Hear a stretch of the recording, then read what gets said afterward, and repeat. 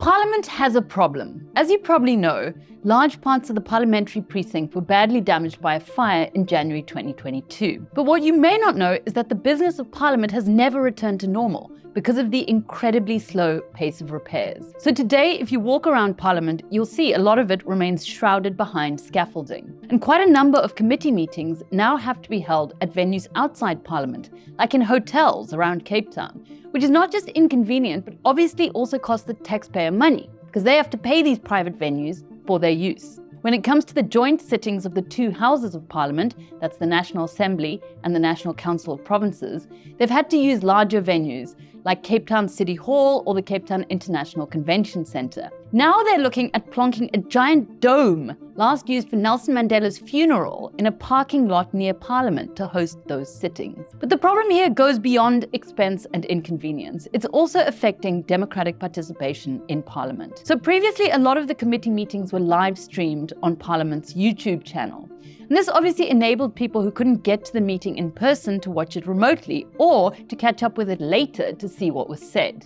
Now you can have a week where there might be over 30 committee meetings and maybe 3 or 4 will be broadcast and recorded. It's a massive problem, and it's a problem for journalists too.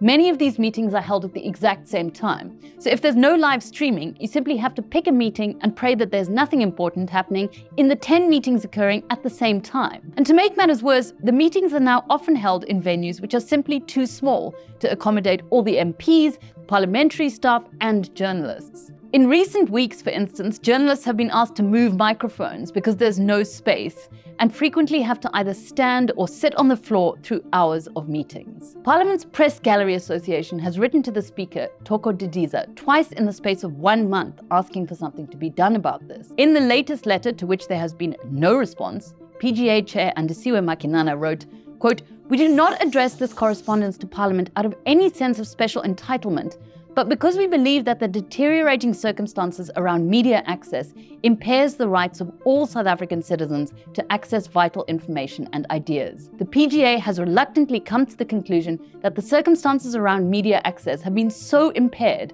that it is no longer possible for journalists to meaningfully convey vital information and news to the members of the public in accordance with their constitutional obligation to do so." End quote. As the saying goes, democracy dies in darkness.